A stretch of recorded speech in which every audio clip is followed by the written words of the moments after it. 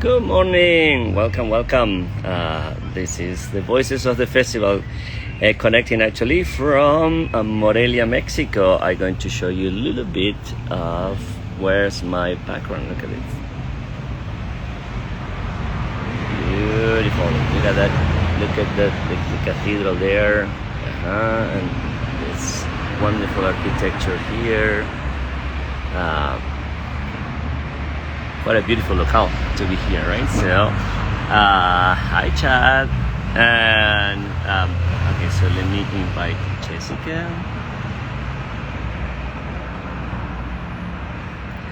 There we go. Now inviting her. Sorry, it was I had a little problem with the connection. It didn't quite work at first, so it took me a while. Oh, hi. Well, let me turn the camera. You need to turn the phone around. Yes. Oops, I'm really close. Nope, that's the door. You don't want that. Can I do it this way? Hang on, let me turn it this way. I might have to hold it. I wanted this amazing light, but I'll hold it for a little while. There you are. Yes. Yeah. Good. How you doing? How are you? Actually, could you turn in a way that, because right now there's too much light behind you, and so we don't see your face. Yeah. Here, let's not record until I can. Maybe I'll put it here. How's that? That's good. It is all recorded. It is live, so it's already recorded. So you're live. Okay. All right. I wanted to have the pretty background, but it's not going to work right now. Yeah. No, that's good. That's lovely. Yeah. How are you doing? I'm doing well. How are you? Great. Where are you? I am in Rochester, New York. Okay. Very rainy and cold. Well, not really cold. It's muggy here, but you're in a beautiful place. I am. I mean, this Morelia is actually a World Heritage Site.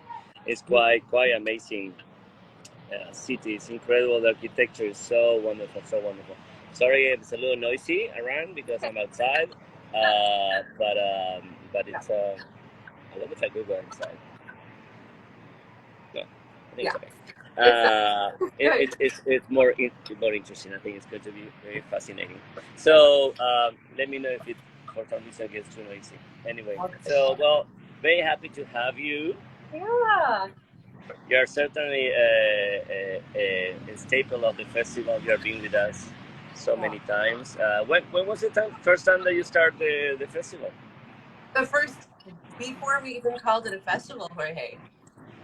Literally, so this is our 10th anniversary, so 11 years, because we came prior to that. Yeah, we did some seed planting. Of course, we go back. So with Voice Experience, we look at this. Oh my gosh! Beautiful cappuccino. Yes, I know you. So you come even before we ever before we moved to Savannah. So you started with Voice Experience back in Orlando, correct? Yes, 15 years. We said it's our 15-year anniversary this year. Oh wow! All right. So happy anniversary. Yeah, that's right. And and what was your first participation in the festival? You remember? In the Savannah Festival or in Voice Experience? In the festival. In the festival. Oh my gosh. We had amazing concerts at Christ Church, and we had gorgeous. Obviously, we at that point we were all throughout the city of Savannah, as we still are, and we did a lot of master classes, and we did a lot of concerts of song repertoire, a lot of operatic repertoire, and at Christ Church we did very wonderful concerts. Yeah, that was we had that event. That was the first. Was that? No, I didn't say anything. I didn't. I said that we had a beautiful concert at the festival. That was really at the Christ Church. It was really fantastic. And I remember going to the church for the first time. It was, I mean, I was in awe with the city as I am still. I adore that that city. It's just Savannah is one of the most beautiful cities in the country. So and that church, which is it's just so beautiful. So we were very happy to be there.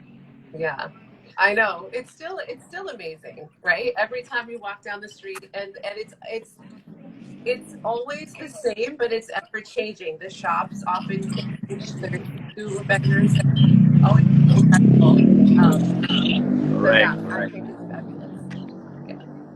Great. So, I'm going to put my headphones on. Hold on a second. So tell us, and so you're coming back this year, right?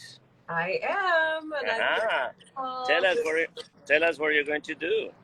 I'm going to sing my favorite role, Alice Riley, by Michael Ching, and then I will also be singing the first time. I will be singing the role of Lucy in Michael Ching's second opera that goes with this pairing that we're doing, which is called Anna Hunter. So yeah. Great. Good. How was your experience working on? First of all, can you hear me? Okay. Yes. Great. How was your experience with working with Michael? He's the most incredible human being. He's so kind. It's incredible to work with a composer and see how does it work. Does this feel good in your voice when you're really coming up with something for the first time? And because we had already worked together previously, just a little bit at that point, he did know how my voice was working at that time. I was just about 30 years old, so pretty young still, but so it's really cool to have a composer say, "Oh, this is going to fit you in this way." And in general, when he is working with his artists, he always maintains such a peaceful atmosphere and wants to engage with them in a way that's communicative, pleasant, and make really beautiful art at all times. It is my experience in working with Michael that he's so open, first of all, to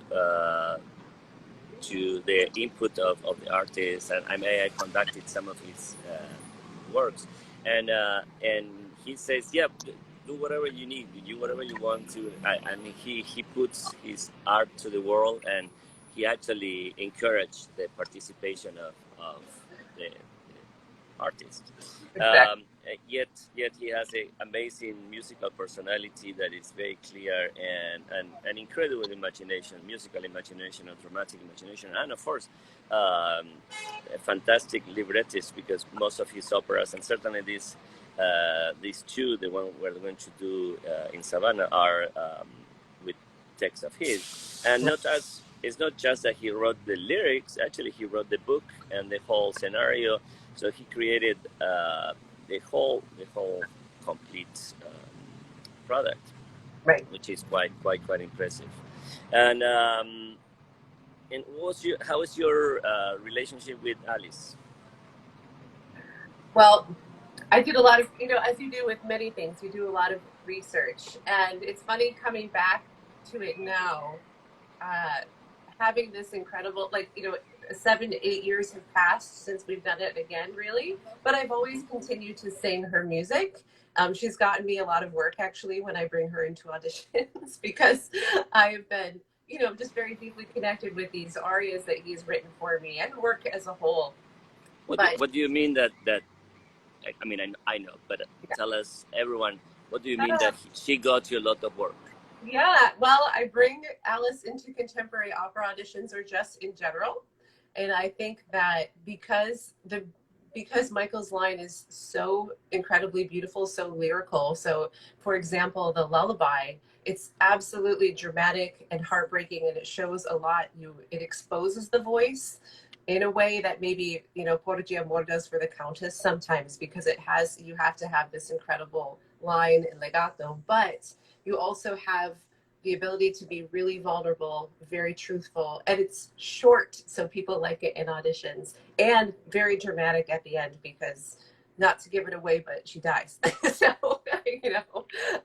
so you have the course of this opera to show in perhaps that small lullaby, which he actually took, and he went and researched what would this sound like for Alice at the time? What would the music be? What would some of the text be? So some of that text is actually borrowed and paired with Michael's own libretto as well, which is really great. And then in her letter to Oglethorpe, when she was trying to save herself, we're getting into the story a little bit, but and talk about what her journey has been. That piece is very bel canto. Has a lot of movement in it, has a lot of, but also a lot of dramatic. So it's a little bit longer, but they really show off the mezzo, the lyric mezzo voice in a wonderful way, and it gives you a lot of opportunity to express and take a journey. They're not funny in any means, but they are absolutely engaging and beautiful and hummable from the moment that you begin. And of course, I mean, this is a ghost story, so it's okay to say that she dies. It's okay. Yeah. And we're talking, in any case, we're talking about a character from the 1700s, so Right. she's dead. Yeah. But Yeah. actually, tell us a little more about the story. So it's a true story, Alice. It's a difficult one, and Michael really did a beautiful job in making her the heroine in this story. But it's the story of someone that doesn't have a voice. We know her in Savannah because she is said to haunt the square in Wright Square, and her story is that she was the first woman that was hanged in Wright Square in 1735. She was just a child. She was really just a teenager, and there is not a lot of documentation to make her look well. So it's basically, oh, she committed this crime against this person that was wealthier than she, which they, she murdered him. She did have an accomplice. But when we're telling the story, we're saying it is because she was incredibly mistreated, as were many of the indentured servants. She was an Irish indentured servant at the time. And so it becomes a voice for the voiceless kind of story, and a heroism to make her say this is something that happened because of an atrocity that was committed toward her and perhaps many people in her position, which is very difficult, but very, very important to share. What's indenture? I'm sorry, I didn't hear right before you said. You said that she was an indentured person. Yeah, indentured servant. Yeah. So could you explain what that is? Absolutely. So when she came over from Ireland, she was sold. What we say in one of her pieces is that she was sold by her father by a few pieces of gold, and sent on a boat to come to the Americas at that time and work and not be paid for it. And so she was, and you can actually visit sites throughout Savannah that are historic sites of very early of the colonies. And we actually did one. It's near the Isle of Hope, and I cannot remember what that's called, but it's where also Forrest Gump has been filmed as well. But you can actually visit just where the housing developments are. You know what I'm talking about with the trees? It's an amazing place. But anyway, homesteads and things like that. And so working for all of these different landowners at the time without pay, terribly mistreated, and certainly violated. And so just what is her aggression, and what is her human behavior that she would respond with. And she falls in love with someone who is also working with her, who is named Richard. And Wormslow. Thank you, Tim. Thank you. That's right. That's where that is. And Richard and she go on this journey together, and unfortunately, because of the dire situation that they are in, and the treatment that she has had, they end up murdering their master, but it's out of self-defense, and they go off. And the sad part for Alice is that she has this relationship with Richard, and then she has a child who she names James. But Richard doesn't really show up for her, and he eventually is also hanged, but he does not stay together. He actually doesn't behoove her in any way in this relationship anymore. And so she is left to be jailed, and eventually just pays for this horrendous crime, as does he later on. But the love that she felt for him in this moment is really never fully reciprocated anymore. It was pretty much a very small part of their lives, and then they separated, or because of, you know, the difficulties between them. So very, very difficult situation. And Alice eventually has this child. So now we begin the opera at 15, and then she is 17 years old.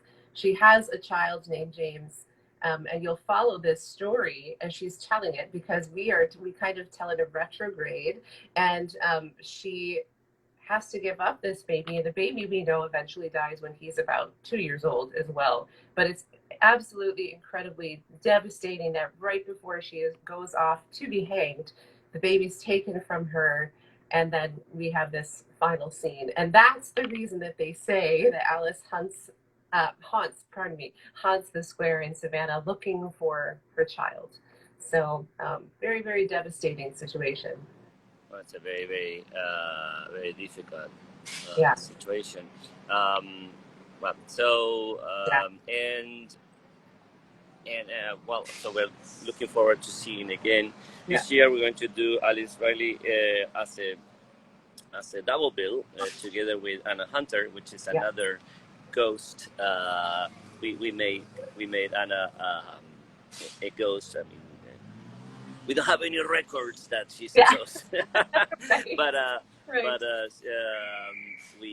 she certainly was the one that started the movement that restored and saved so many of the wonderful buildings in Savannah and made Savannah what it is today, which is, as I said, one of the most beautiful cities in the country because of what the Historic Society of Savannah has done to save that architecture. So, and tell us, so you are in Rochester and you are teaching there, and I heard there's wonderful news about it. Yeah, so I have wonderful news. I'm on faculty at Nazareth College. We have a Nazareth School of Music here, which is where I did my undergraduate work in vocal performance. And I've been on faculty for about 3 years, on and off, and certainly through COVID. And recently, in the past week, I've accepted the position of the artistic director of the Nazareth College Opera Workshop. And so I'm very excited about that. And we will be doing Cendrillon by Viardot, and some other things that I cannot tell until we, share it with our cast first and everything. But it's going to be quite an adventure, and we have wonderful students, a wonderful program, and it's part of what I love doing. It's part of something that I do within within our programs with Camp Voice and in Savannah, and certainly have had the incredible experience of having this legacy be passed down to me from Fabrizio, from Cheryl, from you, from everyone, so that I get to share it with the next generation. And I think that's very important. That's what's so incredible about what we do as classical musicians, because we always we have a mentor, at least one or two. I mean, you and I also have Coppola, right? We have, and he Puccini, our legacy, what we can trace to our singing, to our musicianship is amazing. And then we get to pass that information on and really create new things. So, and Michael, of course, with Carlisle Floyd, and so all of us have this incredibly expansive musical journey and I think that's really beautiful to reflect on, is how very connected we certainly are. And to say, when you and I were working on new operas with Maestro Coppola, Puccini said this, like, every time you do O mio bambino caro, this is what, he was conducting those scores from memory, and had the opportunity to really just take in a lot of those traditions and ideas from him, which is amazing. So. And what will you be doing as congratulations, by the way? Thank you. Fantastic. And what will you be doing as artistic director of the opera at Vassar College? So we will be producing, I'll be directing and producing an entire opera, working with our music director, scenes. And then I also really want to cultivate some more community outreach as part of it, because that's something that we've done with Voice Experience and the Voice Festival. So first we'll be focusing in the fall and through the end of January on the operatic production that we're doing. And we meet throughout the week to rehearse that, of course, and grow the students in their knowledge. And certainly with Cinderella, you have a ball, so you also have to learn how to dance and all the wonderful things that are part of that kind of tradition, and stage it. And, all the, come up with the scene design. What are we going to do? How is it going to be visually shared with our audiences? And then really coaching and bringing about the magic making of each individualized character and the full picture. So, and I think that we have to do that as artists anyway, because every time that you sit with a piece of music or you bring it to the stage, you have to be your own stage director to some extent. If you're doing it in recital or performance, you have to ask all of your questions and have this imagination with you. And then obviously if you're part of a full production, you are sharing that plus the image that you're collectively journeying on.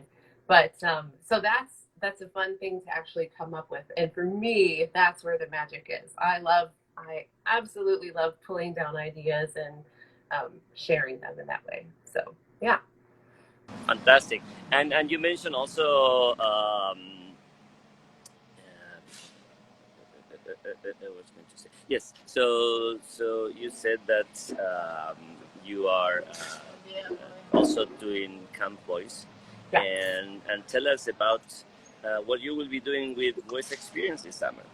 Yeah, so I'm so thankful to join the faculty for Camp Voice again. This will be, I think, my third season doing that in different capacities. And so we will be at Iowa State University with our dear friend Chad Sanka and his wonderful colleagues. And we will be there for just By about... the way, before we continue, we want to say that hello to Michael. Hi, Michael. Yeah, he's watching, and we talked a lot about you already and about Alice and the double bill. So thank you for joining us, and we are certainly looking forward to bringing back your operas and presenting them as a double bill, so as a full evening. So thank you, Michael, for all you do in the music business and for the Savannah Voice Festival in particular as our composer in residence. So just that, I want to say hello. So again, go back to Camp Voice. Where are we going to be and what I will be doing? Well, we will be at Iowa State University all together. First time. I've never been to Iowa, so Chad will show us all around, and Michael. And we will be there for a week, and students that are in their late teens to early 20s will be joining us for daily lessons, coachings, master classes, and then a final performance with varied repertoire within song, literature, small operatic repertoire that would fit them at that point, some ensembles, and often musical theater, because I love doing that, and especially for that age group, it's so important. And we learn diction, we will learn stagecraft, we will learn, we will obviously work on musicianship, and bring people together to learn, to work on their technique, to work on their knowledge and their broadening their base of music. And then finally we celebrate that with a performance. So yeah. And you say that age group. What do you mean, that age group? Oh, so the teenagers, the late teens to early 20 age group. Yeah. So that means that Camp Voice is for a certain age group. For a certain age group and level, which is how we work on very specific repertoire to that nature, which usually encompasses what we know is like the 24 Italian aria songbook and a lot of song literature and things that we consider more appropriate to learning music at that, singing and learning music at that age and that level, which can vary because many people either have a broad knowledge of that or they have no knowledge, but they have a really great instrument, and we're trying to work on just bringing them to the next level that they can be. I like to do that through using a lot of musical theater because it's closer to our, what we already know and what we already do. But often early musical theater in the golden age as well, because it's just really great for singing. And you mentioned going back to that, that you had brought Alice to many auditions, and she got you a lot of jobs. So so you have done quite a bit of new music. In fact, when you mentioned Coppola, we did his with the world premiere of his latest opera. So you do a lot of contemporary work and also a lot of American music. Tell us more about that project that you're doing really with the Great American Songbook. Yeah, so I have been working with Michael Lasser. He was an incredible public radio host, and pianist and friend Alan Jones. And Michael had this program on WXXI, our public radio show here in Rochester, called Fascinating Rhythm. And that really explores all of these, movie music to jazz music to theater music, cabaret music, and it's all different. We kind of culminate them under the auspice of the Great American Songbook. So music, or as early as 1910, 1911, Alexander's Ragtime Band, pieces that are early Gershwin, thinking about Irving Berlin, Harold Arlen, all the way through Cole Porter, all the way through perhaps you would say like the late 60s, which is really and it's all of that. It's what is this, what is the theater music of the time, Rodgers and Hammerstein. So it's been really incredible to, and you always grow as an actor as well when you're doing that, because it's so much about the text and the delivery of the song. And there's very specific styles, even with each, which we know, we would say that if we were doing Puccini, Scarlatti, whatever, within each composer. But even within these composers, there's still a certain way that you might express when it's Cole Porter and Gershwin versus Sondheim. And I think that that's really interesting to navigate, and the depth of which I have learned much about how songwriting has changed from, Michael really always emphasizes that in the 20s and 30s and 40s, very, very much about what all of our experience is versus what the songwriter of now might be more of their personal experience, which we could share in, but the words are much more, they're more direct. So you can really always be singing from this narrative place. And it's something that it really embodies what many people have gone through at that time. And as always, the music reflects what's happening at the time. So this coming June, very, very soon, on June 12th, I'm singing at our Jewish Community Center here in Rochester, and we are doing songs by American Jewish composers like Gershwin, Berlin, Harold Arlen, and more. And all of those pieces are telling the stories of that time period, and some of them are the first and last pieces that perhaps that composer has written. But for example, they go through World War I and World War II and define what's happening at the times and how people dealt with the situations that they were dealing with. So something like Till the Clouds Roll By, or Somewhere Over the Rainbow, or Accentuate the Positive. Those pieces, Accentuate the Positive, certainly during wartime, what does that have to say to us, and how do we behave? And interestingly enough, those are the pieces that my grandparents sang and my grandmother sang when she was a USO singer during World War II. So it's a very interesting connection to have as well. Yeah. Wonderful. And so since you talk about your grandmother singing to you, how did you start with music and with singing? I started with music before I was born, because my family are all musicians on my mom's side. So my grandmother, we call her Baba. She's just over 100. Pretty amazing, right? She was a USO singer during World War II, but and many other things. And my grandfather, her husband. So wait. So what do you mean that she was that? Well, what's the name of the singer? You said. Oh, USO, the United States Organization. Yeah. And how is that? What was that? What is that? It's still in existence, and it is the service organization where they sing for the troops. So the different groups sing, people, Bob Hope was a huge part of it, Marilyn Monroe. They would go over often to different locations, especially in World War II, but they certainly, artists of all kinds certainly still do it. And perhaps I think, doesn't like Miss Maisel in that show. I think she does that as well as part of her experience as a comic. And they would entertain the troops. My grandmother, when she was doing that, it was more within the States here. Hi, Kristen. And she traveled here, and she has, it's really cool because we have a whole book where she performed, and letters from, they were going to be performing for Eleanor Roosevelt, and but then her husband passed away, which was like so sad, obviously, and President Roosevelt. So traveled through Washington, D.C., traveled to New York, traveled locally within the region and into the hospitals here where people had come back from the war and were recovering, and trying to raise morale during wartime and singing lots of Rodgers and Hammerstein.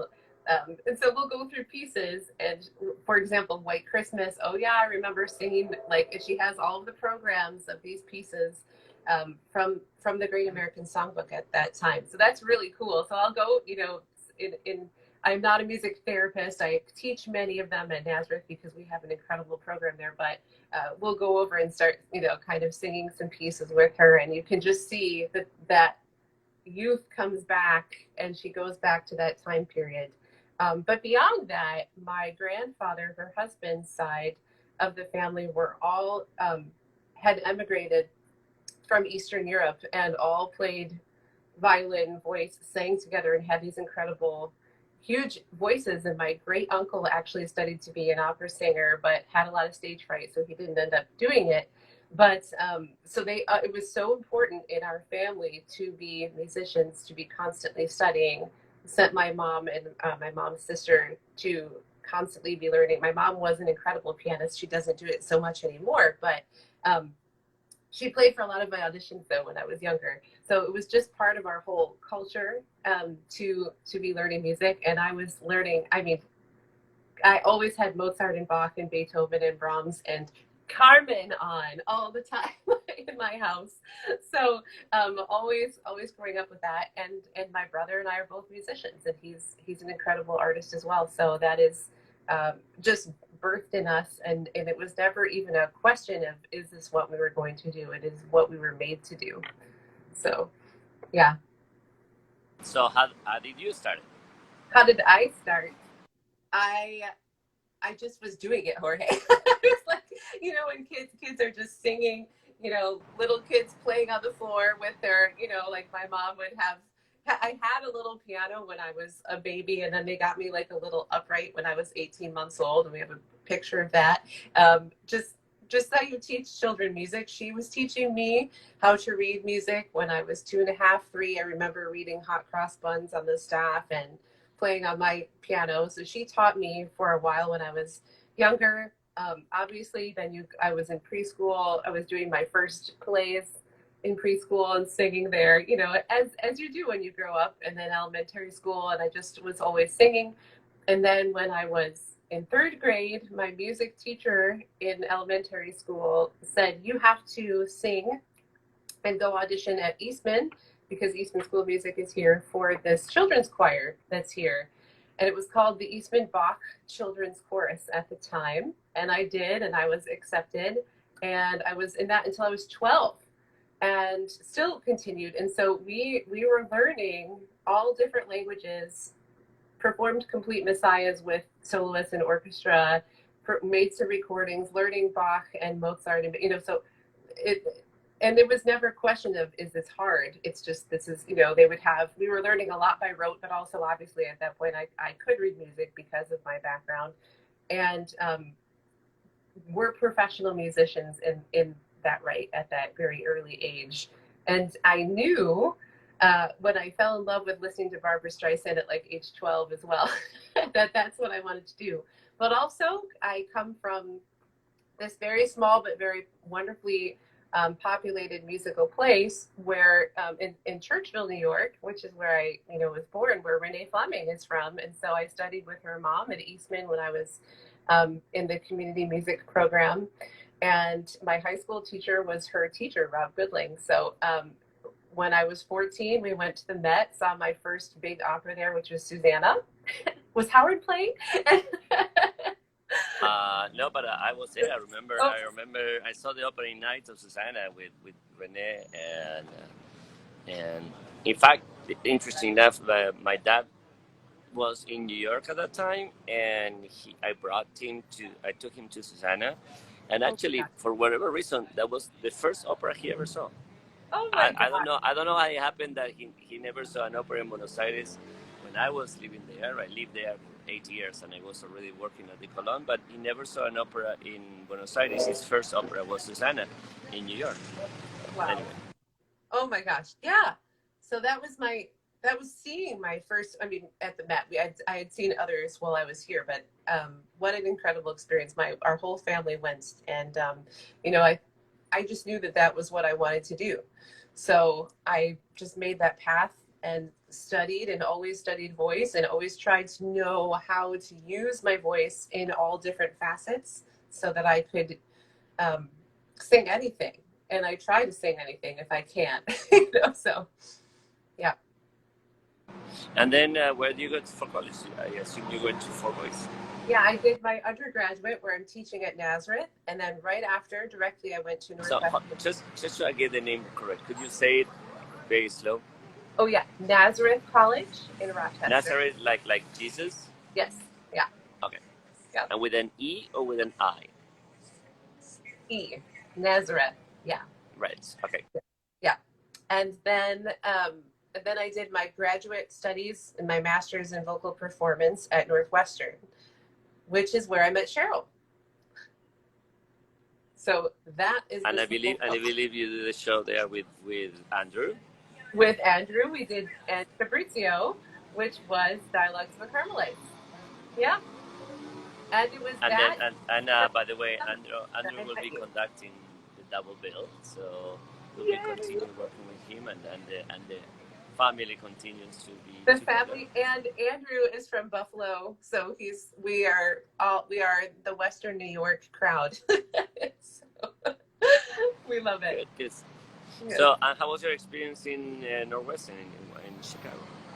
It was incredible. I love Chicago. I loved my time at the school. We had maybe 13 to 14 people in our program per class for their master's program.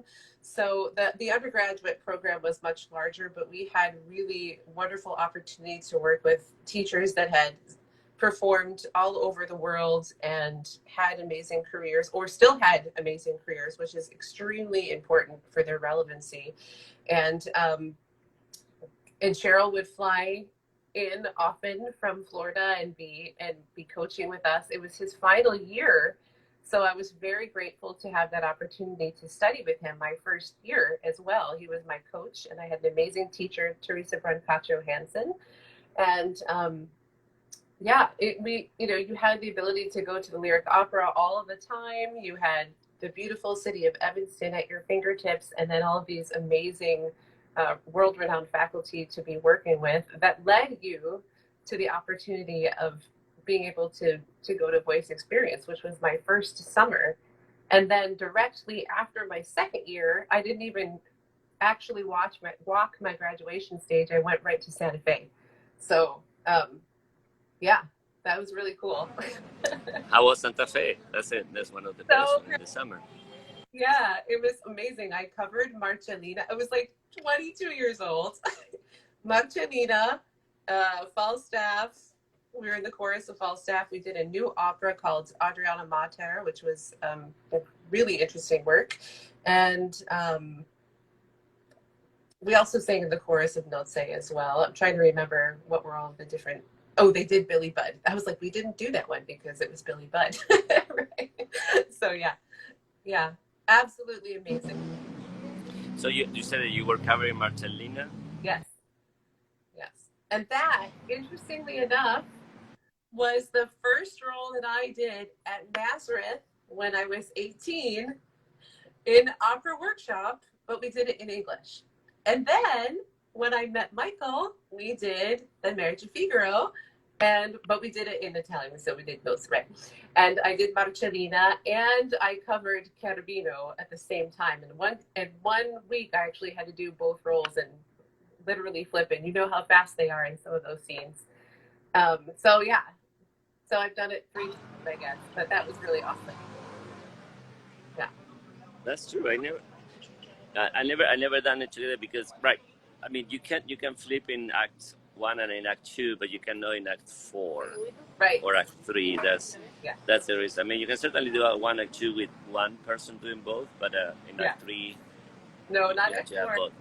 But Yeah, in Act 4. in the finale, I forgot how we worked that out, but I think my cover saying that when I had to be Katamino.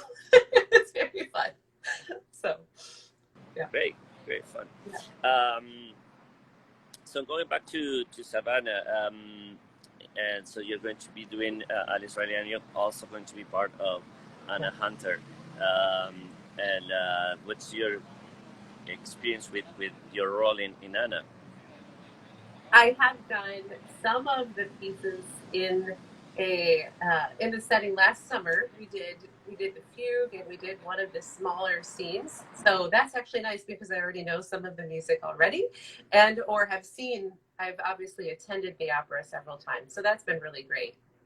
But I look forward to it because it's the comedy, but it's actually incredibly poignant as well, and so important to our storytelling. And Savannah and Maria sings it so beautifully. And of course, we have all the Mr. Progress attitude of destroying everything, and then the idea of saving and being protective of our culture and our history, which is so important to us in a way because we do that all the time. You're a great example that you said that you pass the torch and you work with the Great American Songbook, but certainly the idea of teaching and really sharing. I think it certainly is at the core of what Anna Hunter is, this idea of we need to save our history and build from it. Yeah, I love that, especially when you get to do, you do that one-on-one in lessons. But, for example, I'm doing another master class in between when I come home from Camp Voice and Alice. We have a week, and I'm working with the musical theater. We call it musical theater boot camp at the JCC here in Rochester as well, and to share voice and share about the mechanism of the voice, the technique, and how to study and be a good singer. And for me, it's always keeping this beautiful instrument that we are given so healthy and accessible, and talk about the lineage, that it's not about I'm going to get this role and be the best at it and knock everybody else out. But it's like, if anybody could have been given this, you were given this, and you get to take care of it and take it as far as you can. And here are the different ways that you do that. And here are the people that have passed that down to you so beautifully, so that you almost take your ego out of it and just say, this is about this amazing opportunity that I have to sing art and to pass it on, because everyone else obviously also thought it was so important.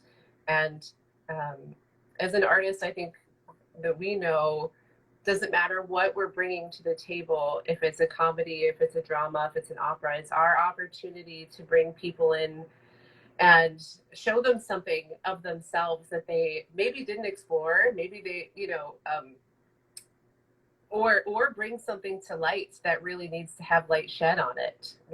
That, like we were talking about in Alice, that group of people doesn't have a voice, and it's so important for those to be heard, for those that don't have a situation to be talking about something. Or you can go to an opera. I think one of my favorite moments in opera, like all time, Matt and I, one of my best friends always talk about it, is at the end of Figaro, Contessa Perdono. Like, oh gosh, the resolve. It's so funny. And then we all go into the woods and learn this story, and yet and humbly ask for forgiveness. Or at the end of Cenerentola, okay, you guys have done all of these things to me, but let me bring you into my family. We're a full family, and operate as humans should operate and work together. And those are just two very small examples. But how many characters grow? How many characters have, like Musetta? She's ridiculous and sublime, but that opera shows true relationships so much more. And at the end, here, let me sell my earrings so that I can help my friend. And then she does this beautiful vigil. So the complexity of human emotion that we get to do on stage and to bring to our audience is it's a really important task. It's not just, oh, we're going to the opera today. We have this opportunity to share some really important piece of who we are. And why the people should go to the opera and watch and see Anna Hunter and Alice Riley? Why? Well, for so many reasons. To experience what these stories are, to experience some mostly true stories of this women. Of course, we've done a little work and to find out what our history is in this country and particularly in Savannah, but also to experience what a beautiful thing it is to be surrounded and embodied by the human voice, and learn what this music is for you. What does it mean to you when you receive that? So I think that's different for everybody, because we all find ourselves in something on stage. Wonderful, thank you. I'm looking forward to seeing the show, and I will see it a lot. Yeah. So any parting words, or we're going to wrap up right now? So thank you so much for being with us, and we've been with us all these years, 15 years in Voice Experience, and 10 years every single summer in Savannah. And any parting words to our audience?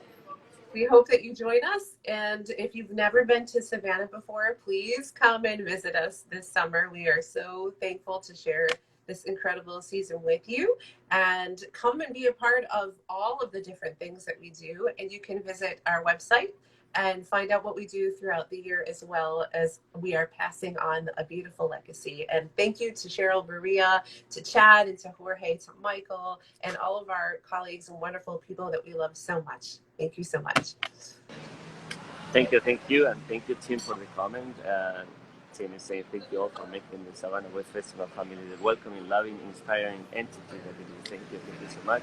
And that's what we try to do, and we're very happy to be in Savannah and to have such a wonderful, welcoming community that support us and encourage us. So we're happy. As you mentioned, the website is www.savannahvoicefestival.org, and you have all the information. By the way, we announce the season, so you can see what's available. Everyone will soon be able to access and buy tickets, and you should get your tickets as soon as possible. I think it's open for the core support group, and as soon it's going to be open for everyone. And we look forward to seeing you live in Jessica, to see you in Savannah soon, in a couple of months. And everyone, I will see you next Friday to hear more about the voices of the festival. Thank you, everyone. Thanks, Jorge. Bye, everybody. Bye.